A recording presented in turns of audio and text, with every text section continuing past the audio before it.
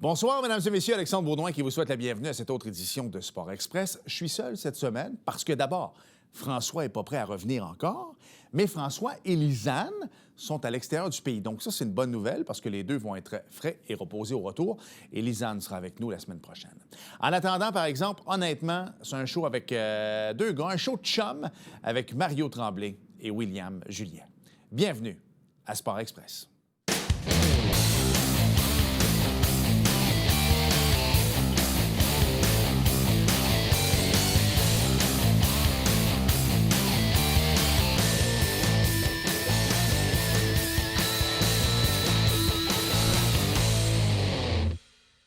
Je vous le dis tout de suite, je ne sais pas où va aller l'émission cette semaine. On va aller à droite, on va aller à gauche, on va se perdre, mais c'est pas grave. Une chose est certaine, c'est qu'on va parler de sport, entre passionnés de sport. Alors d'abord, il a été baptisé Mario Tremblay. Plusieurs l'ont connu sous le nom de Mario Saint-Jean. Et chez nous, il est revenu Mario Tremblay. Mais on va démystifier ça un peu. Et son neveu, on va apprendre à le savoir, William Julien. Donc, Mario Tremblay, William Julien sont avec nous. Salut, messieurs. Salut, Alex. Merci de nous accueillir. Écoute, je suis content. Mario, je vais commencer par toi, parce que je l'ai dit en intro. Non, mais pour une fois qu'on va être payé pour s'obstiner. Oui, c'est ça, exactement. Ah oui, être payé, j'aime ça. Bien, va faire la mort tout de suite. C'est vrai que, je veux que tu me coupes, parce que je la connais, l'anecdote, mais je veux juste être certain de la connaître bien comme il faut. T'es Mario Tremblay, naturellement.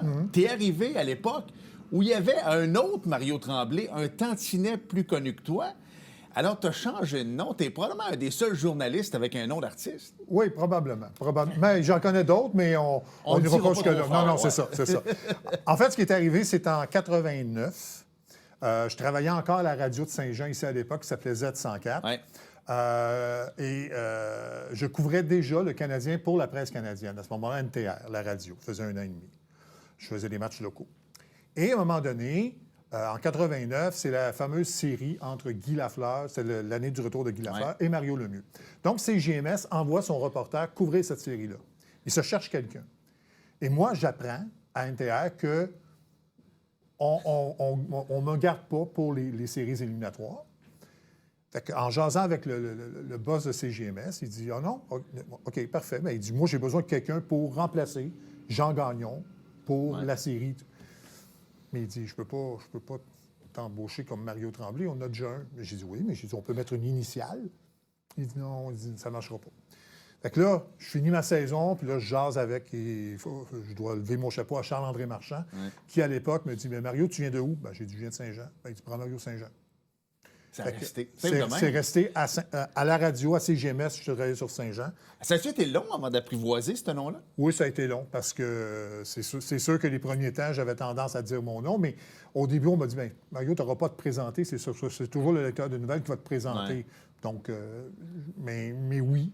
Et à RDS, quand on m'a embauché en 99, Charles Perrault m'a dit, Mario, fais le tour de la salle, là. Il n'y a personne qui te connaît sur Tremblay, ils t'ont tous attendu à la radio.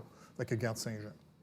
C'est comme ça que c'est arrivé. Fait qu'il reçoit les chèques de paye sous le nom de Mario Tremblay. Non. Ils n'ont jamais fait d'erreur de paye. Ah, c'est ça, je te dis. Fait que tu reçois sur Mario Tremblay. Oui, c'est ça. Mais moins peut-être que le cachet de l'ancien joueur du Canadien. C'est pour ça que je disais ça, ils n'ont jamais fait d'erreur. C'est ça.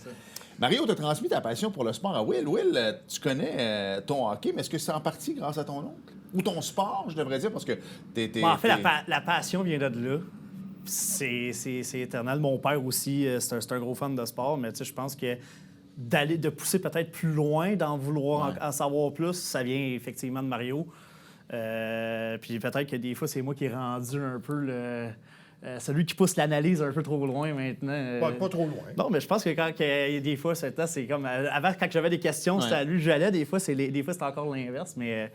on aime bien, puis on a beaucoup de sports qu'on partage en commun. On va souvent voir, entre autres, le baseball. Je pense qu'il est une de nos grandes passions. On est allé, des premières années des Pirates, je pense qu'on était là presque tous les matchs locaux. Ensemble, on est allé voir les matchs au Stade olympique quand c'est revenu. On est allé voir nos parties de Super Bowl ensemble. On est allé au Rockets. Chaque année, on est allé au Rockets souvent aussi. Donc, je pense qu'on partage ça, puis on aime bien ça. On aime ça jaser, puis... on est une famille de sport. Mon frère était passionné. Mes parents aimaient mon père aimait surtout le hockey. Ma mère aime beaucoup de sport. Fait que les conversations de sport à la maison, c'était naturel. On l'a dit, on a perdu un personnage plus grand que nature. C'est assez drôle de dire ça parce qu'il était tout petit. Roger Brulotte, c'est un gars que j'ai appris à connaître, moi, au Junior 3, au niveau du hockey. Il était souvent là parce qu'à la fin, quand les expos ont parti, corrige-moi si je me trompe, il avait comme parti sa petite compagnie de PR. Il faisait des photos, organisait des conférences de presse. Je sais que le Canadien l'a embauché à quelques reprises. Et nous, il venait toujours au Junior 3 et il traitait tout le monde de la même façon. Et ça m'a marqué parce que on s'entend, moi, je suis pas connu, 0 pin bar, mais j'animais ces soirées-là. J'étais au com du Junior 3. Alors, quand arrivaient les photos, moi, je me tassais tout le temps. Puis, avec Derek Aucoin, il me disait « Non, c'est toi qui l'as animé, tu t'en viens, sa photo. » Donc, c'était quand même un rassembleur, Roger Brulotte. Quand on le voit à la télévision et qu'on l'écoutait à la radio, c'est la même personne. C'est une personne qui traitait tout le monde de façon égale. Et aussitôt que tu rencontrais Roger Brulotte, tu devenais son ami. Oui, tu devenais son ami. Automatiquement, il te reconnaissait, te parlait. Il n'y avait jamais de condescendance avec Roger Brulotte. Et c'était un raconteur extraordinaire. Et c'était vraiment une très, très, très bonne personne. Oui. On a perdu un grand. Oui, vraiment. T'as-tu t'endormir sur ces matchs? Mais je dis ça, s'endormir, c'est pas qu'il était endormant, mais un petit San Francisco le soir à 10h15, ça s'endormait bien avec... Mais c'est la passion. Le bonsoir, il est parti, c'est un leg qu'il a laissé. Puis il a déjà raconté l'anecdote que c'était arrivé dans un match dans l'après-midi. Puis c'est resté... on va se rappeler de ça. Puis moi, j'ai eu la chance de le côtoyer, surtout dans le baseball, quand j'ai été impliqué dans les classiques Claude Raymond et Junior 2B.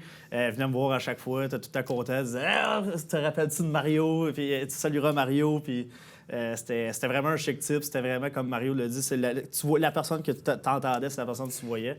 Puis ça a toujours été passionnant de s'endormir sur du Roger. Je vais raconter deux choses sur Roger Brulotte.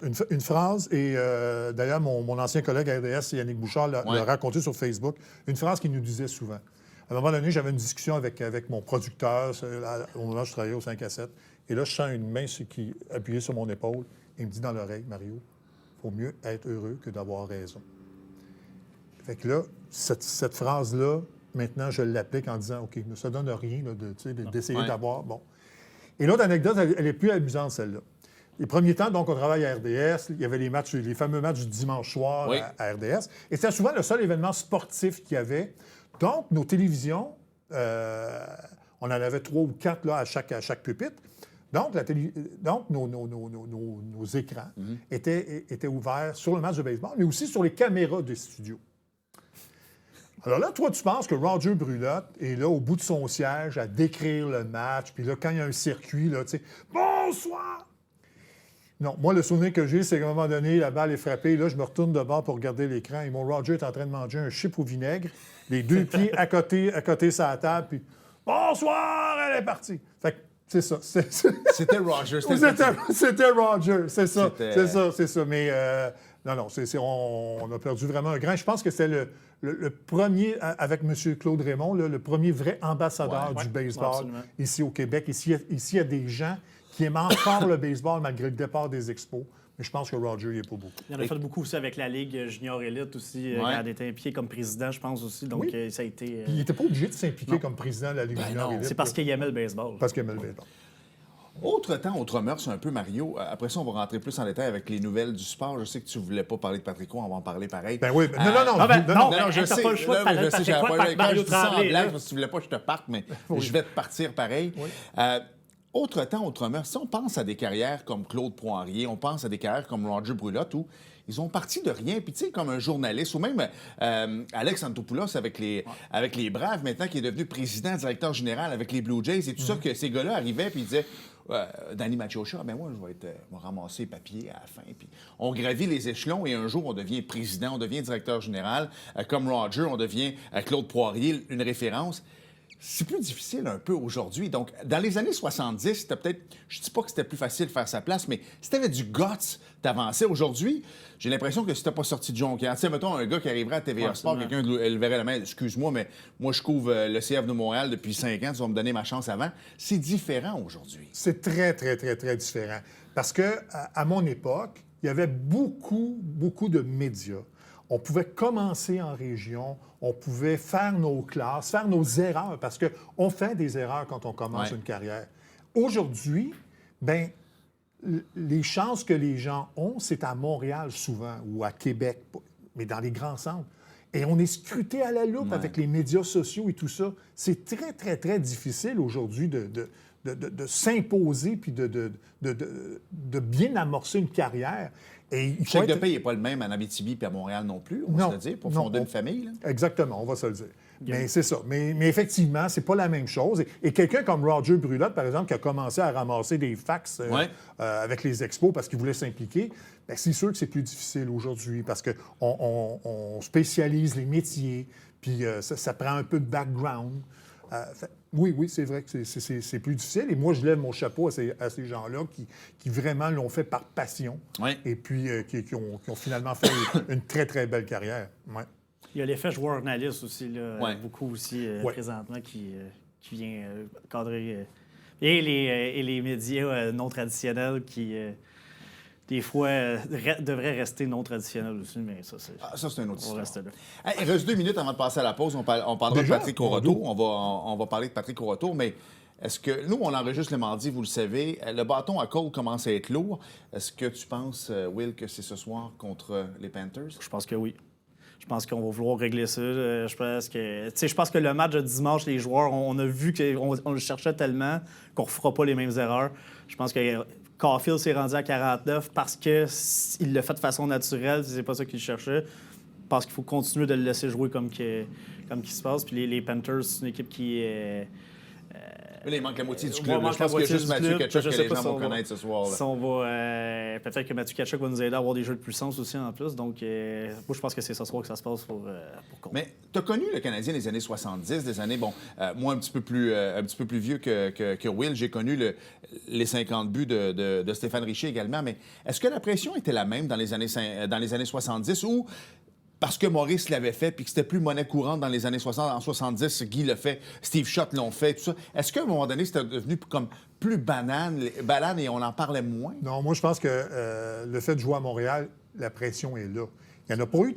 Le Canadien a une histoire, mais il n'y a pas eu tellement de marqueurs de 50 buts là, dans l'histoire. C'est plus collectif, le Canadien. Oui, c'est ça. Puis, on en parle. Tu sais, que Cole Caulfield joue dans le marché de Montréal et qu'on parle à tous les jours...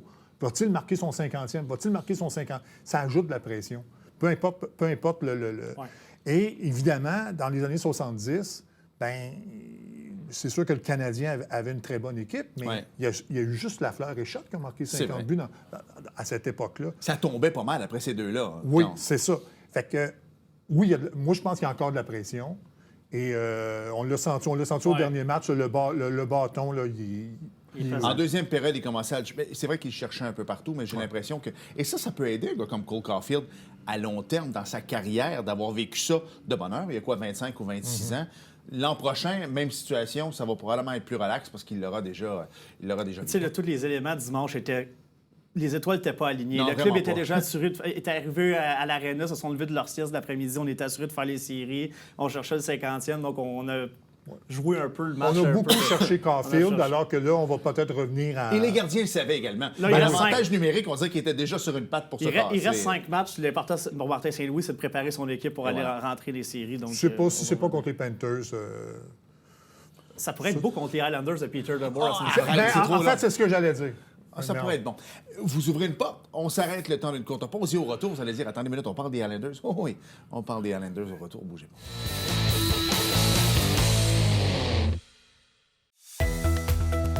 Ici Mario Tremblay.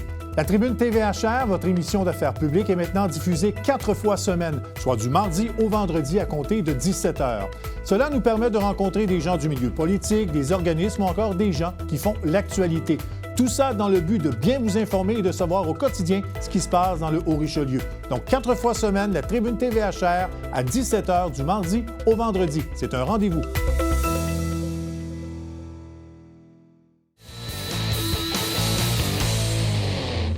Vous savez que ce sont les championnats régionaux en ce moment, autant féminins la semaine dernière que masculins qui s'en viennent pour aller après ça au championnat, à la Coupe... Moi, j'appelle ça la Coupe Dodge de samedi. Oui, moi aussi. C'est encore ça. Pour aller à la Coupe Chevrolet un petit peu plus tard. Ça a changé de char. Oui, exact. Ça a changé de compagnie, mais ça a changé de char. Hein. Et là, moi, samedi, je fais mon bénévolat. Je suis à Gaétan-Boucher à Saint-Hubert et à un moment donné, ça se met bing, bing, bing, bing. Patrick Roy congédié. Honnêtement, je ne l'ai pas vu arriver. Pas en tout, Pas grand monde celle-là. qui l'a vu arriver. Bon, Peter DeBoer, moi, c'est pas mon préf. C'est sûr, c'est quelqu'un sans On odeur, est ni unanime saveur. autour de la table. Mais il va falloir que quelqu'un me l'explique, Mario, mais je ne l'ai pas vu arriver. Même Mathieu Darche, c'est comme si là, il a pesé sur le bouton panique rapidement. Puis en plus, il s'en va lui donner un contrat de 4 ans. Ouais. Ben, en fait, j'essaie de trouver une explication. L'explication logique, c'est que c'était pas l'homme de pense Mathieu pas non Darche. plus. Parce que quand Mathieu Darche a été nommé, généralement, lorsqu'un DG est nommé, il amène son coach. Là, il y avait Patrick Roy. Après une discussion, la relation semblait bonne. Et puis, il a décidé de garder Roy en poste. Mais, évidemment, je pense que toute l'année, il attendait une occasion de changer d'entraîneur. Patrick a acheté du temps. C'est ça. Le problème, c'est que les Islanders ont surperformé. Personne ne voyait les Islanders en séries Mathieu éliminatoires. Schaefer, Sorokin, à un moment donné, là, c'est ça. Puis Oui, Patrick, c'est je pense ça. qu'il a fait une bonne job aussi. Oui, mais c'est ça qu'on jasait avant l'émission. Patrick Roy, là, il avait un diamant en Mathieu Schaefer. Regardez l'année qu'il a cette année. Ben, il va gagner la recrue de l'année. Ça va être un défenseur dominant pour les prochaines années, j'en suis convaincu. Ben, je pense que Patrick Roy, il est pour quelque chose. Sorokin a eu un début de saison très difficile. Il l'a ramené. Ouais. C'est sûr que ça a été difficile là, pour les Islanders au cours des derniers matchs. Mathieu Darche a sûrement pas aimé ce qu'il voyait. Ouais, puis le calendrier au retour des Jeux olympiques, c'était pas évident non plus. c'était pas évident Quand non tu plus. pognais une débarque, à un moment donné, tu pognais solide. Puis là, on commence à le voir avec le Lightning. Buffalo aussi. Buffalo joue bien, mais Buffalo joue, à un moment donné, des histoires de 18 victoires en 20 matchs. Oh, ça fera, le calendrier là. est très inquiétant. Ouais. Et donc, cela dit, moi, j'ai toujours appliqué un principe dans le sport ou dans n'importe quel business. Moi, ça ne me dérange pas de tasser quelqu'un, de le Remplace-le congédier. par un meilleur. Mais remplace-le par un aussi bon. Mais je ne dirais pas un meilleur, un aussi bon. Ouais. Dans le cas de Peter DeBoer, je ne suis pas convaincu. Toujours oui, eu des gros clubs d'abord. là. oui, ben, c'est ça. On regarde et dit oui, mais il a fait 3 finales d'association. Oui, mais avec des clubs pactés. Là, il arrive avec un club vieillissant, avec pas beaucoup de jeunes qui montent dans la. J'ai hâte de voir ce qu'il va faire avec cette équipe-là. Oui, parce que les gens, vas-y, Will, les gens ont tendance à l'oublier, mais t'as Mathieu Schaefer, t'as une couple de bons jeunes. Boervat, mais le peut-être, reste, mais il a non, échangé ses choix de première ronde, lui, là. Ouais. Alors, sa reconstruction va être beaucoup plus difficile que le Canadien de Montréal. C'est déjà une équipe vieillissante. Et les 3 acquisitions qu'on a faites à la date limite, Palat, Chen et Soucy, 3 joueurs qui vieillissent aussi. Donc, on n'a pas rajouté, on n'a pas greffé plus de jeunes à l'équipe non plus. Donc, Peter DeBoer, puis je le disais à Mario Hordon, je disais, il arrive là, les Islanders ne deviendront pas une équipe plus rapide du jour au lendemain. Donc, surtout avec 4 matchs à faire, moi, je pense qu'il aurait pu attendre à la fin de la saison. Patrick méritait de finir la saison avec ce qu'il avait fait. Puis après ça, tu prends ta décision. Puis moi, j'achète pas l'argument de Mathieu Darche d'hier de nous dire que il était disponible, on avait peur de le perdre. Mais quand il est arrivé en poste, Peter DeBoer venait d'être congédié par... Aussi. Patrick Roy venait de ne pas faire les séries. Tu avais le premier choix. Tu aurais pu partir sur des nouvelles bases et tout le monde aurait acheté, je pense, ce scénario-là qu'il ne ramène pas Patrick pour la saison. Mais là, tu décides de le ramener. Lorsque tu as congédié Patrick dimanche matin, tu étais encore dans le portrait des séries. Il reste 4 matchs. Tu ne joues pas avant jeudi. Est-ce qu'on peut... Ça va être dur de redresser la base du côté de DeBoer. C'est pas mon idée à moi, c'est le DAJC. On l'a tous lu en fin de semaine. Est-ce que là, c'est maintenant le temps pour les sénateurs de rattraper l'erreur qu'ils ont faite puis de l'amener là? Bon, oui. Mais par contre, Patrick était disponible au moment de l'embauche de Travis Green. Aussi. Le propriétaire était en poste. La seule raison qui pourrait faire de Patrick Roy un candidat sérieux, c'est que si Travis Green a été imposé par le directeur général actuel, Steve Staios, au propriétaire des sénateurs. Si c'est le cas et que là, les sénateurs ne font pas les séries qu'on souhaite, là, peut-être que le propriétaire, qui est un ancien du Canadien, Michael Andlor, puisse dire, bien là, tu m'as imposé ton coach, il n'a pas fait la job, je peux-tu amener le mien? Qui serait probablement Patrick Roy. Cela dit, j'espère que ce qui s'est passé avec les Islanders ne nuira pas à l'avenir de Patrick Roy, parce que je pense qu'il a des qualités pour diriger un club de la Ligue nationale. Mais maintenant, j'espère que... Puis lui, quand il est arrivé en poste en janvier 2024, il a sauvé la saison des Highlanders qui s'en allait nulle part par Lane Lambert. Il les a amenés en série. Malheureusement, ils ont pris les Hurricanes en partant. Ça a été difficile. Mais il avait réussi à les amener avec un 4e trio qui était probablement le plus lent de la Ligue. Et une défensive qui n'a pas comme aujourd'hui. Puis il avait fait des en terminant, si des Peter DeBoer de ce monde et des John Tortorella ont 6 et 7 vies, Patrick, pas de pour, bon sens. pour en avoir une Là, troisième. c'est moi, pas sur John. Mais il paraît que Tortorella. Patrick n'aurait pas entendu l'appel de Mathieu Darche parce qu'il y avait ses 2 bagues de la Coupe Stanley dans les oreilles. Aussi, que les Islanders n'auront probablement pas cette année. Non, c'est clairement pas. Un gars qui s'implique beaucoup dans le hockey féminin, c'est Patrice Bernier. Puis Patrice, c'est un gars avec qui je parle, pour qui j'ai beaucoup de respect, comme plusieurs personnes également. On parlait foot, on parlait de soccer en fin de semaine, et il disait « Ah, même la CF me trouve rough des fois avec ce que je dis. » Mais il dit « Tabarouette, commencez par vous déniaiser. » Puis il dit « Tu sais, je peux pas être toujours, tu sais, je peux pas être complaisant tout le temps. Les gens commencent à connaître de plus en plus leur soccer. » C'est une farce, honnêtement. Là. Ça n'a pas de bon sens comme le CF Montréal depuis plusieurs années. Mais cette année, on dirait, à chaque fois que tu penses avoir vu quelque chose avec le CF Montréal, il arrive de quoi? Là, cette année, on perd 2 matchs à 10 contre 11. Ça n'a pas d'allure. Alors que tu es en avance. En plus, Mais comment tu peux avoir un propriétaire aussi riche puis aussi radin en même temps? C'est Séraphin Poudrier de la MLS. je pense que le CF Montréal a perdu un peu de son lustre au moment du changement, au niveau du changement d'identité. Je pense qu'il aurait fallu vraiment, à partir de ce moment-là, faire un tournant, dire parfait. À partir de ce moment-là, on va essayer d'offrir un produit de qualité. Le problème, là, c'est qu'on ne s'identifie pas à ce club-là. Ben non. Il y a beaucoup trop de changements d'entraîneurs, beaucoup de rotation au niveau des joueurs. L'équipe ne gagne pas. L'équipe n'est pas intéressante à voir jouer. J'avoue que j'ai même décroché de regarder les matchs parce que c'est pas intéressant. Tu as raison. Joe Saputo, qui aime le soccer, c'est viscéral. Oui, vraiment. Et qui n'est pas capable de nous offrir un produit de qualité. Écoute, moi, là, quand ils ont amené là, les Divayo de ce monde, les Didier Drogba, Piatti, il y avait quelque chose. Il y avait même si on aimait moins le soccer, moi, je suis allé avec des gens qui n'aimaient pas le soccer, mais ils voulaient voir jouer Didier Drogba. On est allé. Il n'y a pas ça, il n'y a pas cette espèce d'étincelle. En plus, on est des connaisseurs, parce qu'il y a beaucoup de Français, beaucoup d'Européens qui habitent à Montréal, donc on est des connaisseurs, des Italiens. Moi, je suis allé énormément voir jouer les Alouettes de Montréal, et il y a 2 ans, j'ai invité la petite famille au complet, ma femme et mes 2 filles, à aller voir le CF Montréal. Et en sortant de là, tout le monde était unanime en me disant « J'adore les Alouettes, papa, je sais que tu es là, des fois tu travailles là-bas et tout ça, mais bien mieux l'ambiance qu'ici. » Je comprends pas que Joey ne connaisse pas. Les gens le disent, oui, c'est 21 000 personnes. Les joueurs le disent. À Montréal, c'est bruyant. À Montréal, tu as l'impression que la foule, elle est sur toi. Tout le monde est là. Tu as des supporters. Tabarouette, c'est pas compliqué. Quand Drogba était là, les 2 étaient sold out. On l'a vu avec... les gens étaient prêts à payer des prix de fou avec Messi. OK, je comprends. Si tu as Messi 17 à 20 fois à la maison, peut-être que tu vendrais plus tes billets 1000 $ la paire. Mais ceci dit, amenez-nous une vedette, amenez-nous un produit sur le terrain, puis on va y aller. Mais là, cette année, il a essayé de nous faire vendre le petit jeune là, qui arrive qui a 22 ans, qui a joué à MLS, qui a compté 6 buts en 80. À un moment donné, attendons, c'est pas en fait, c'est ça, là. Peu importe le sport, peu importe la propriété sportive, une vedette, ça fait vendre. Ah oui, absolument. Mais tu peux bâtir le meilleur club. Si ton club gagne, c'est parfait, les gens vont y aller. Ouais. Mais si tu as un club de milieu de terrain, milieu de peloton, puis tu n'as pas ce joueur vedette-là, comment tu vas convaincre les gens d'aller te voir jouer? D'avoir des bons locaux aussi. Oui. Surtout dans le terme du CF Montréal, on avait des. Tu sais, Patrice Bernier. Les gens s'identifiaient à Patrice Bernier. On avait Divayo, mais le monde voulait voir jouer Patrice Bernier. Après ça, on a eu Mathieu Choignard, tu sais, qui est un jeune qui est un produit de l'organisation. Voulait avoir des. Lui, on comprend ses opportunités, il voulait retourner en Europe. Quand on aurait pu avoir la chance de le rapatrier, on ne l'a pas fait. T'sais, on a des bons locaux, des gars qu'on a formés ici. On les forme, on les vend, mais on ne réinvestit pas cet argent-là dans le club. Je peux comprendre la stratégie, fais ça, mais il faut que tu réinvestisses l'argent à un moment donné. Et on a un bon joueur en Ivan Yémé. Et là, Donadel ne le fait pas jouer, mais je pense que la commande, elle vient pas de là. Elle vient de Lucas Saputo qui dit s'il joue un temps nombre de minutes, il faut déclencher l'option d'achat. Puis du CF Montréal est trop gratteux pour vouloir acheter des joueurs comme ça. Et surtout, ce que tu dis, c'est que c'était dans la philosophie de départ du CF Montréal. Oui.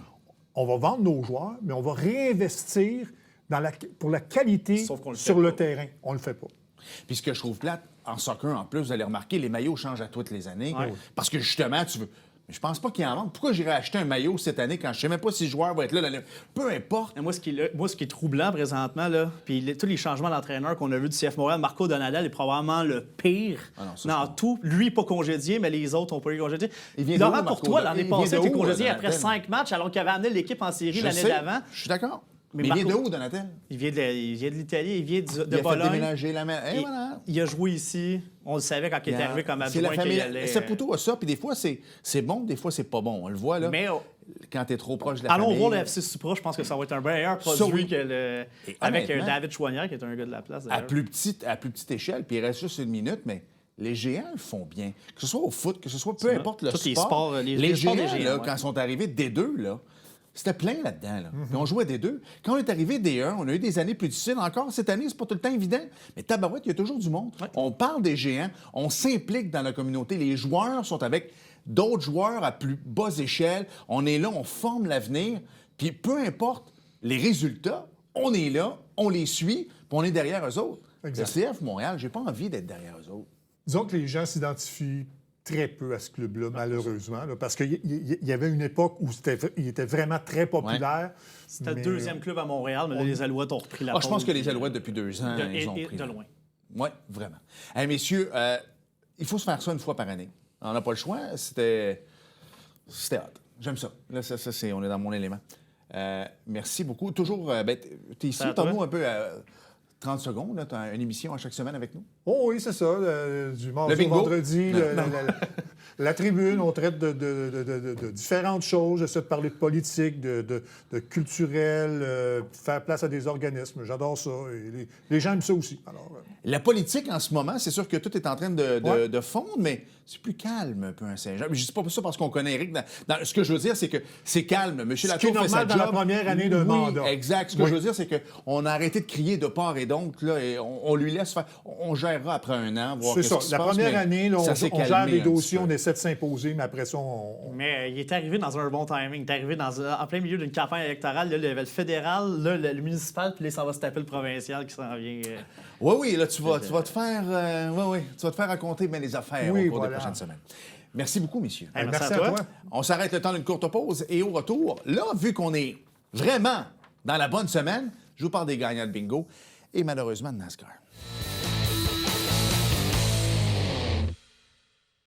Hey, salut tout le monde, Alexandre Baudouin François Trépanier, de Sport Express. Hey Frank, les gens veulent venir à notre émission. Comment on fait?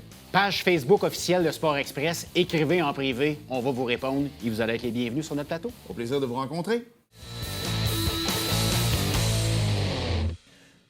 C'était Pâques en fin de semaine. J'ai oublié. Le NASCAR, il vire pas à droite, puis il court pas à Pâques non plus. Voilà. Alors, j'ai pas de résultat, mais c'est à Bristol à la fin de semaine prochaine. Ceci dit, il y avait du bingo par contre. Bravo à Sylvie Fournier, Lucille Hart, Daniel Fortin, Diane Robert, Caroline Goyette, Pierrette Boissé et Valérie Bouchard. Merci beaucoup de jouer semaine après semaine. Merci d'avoir été là et à la semaine prochaine. Bye bye.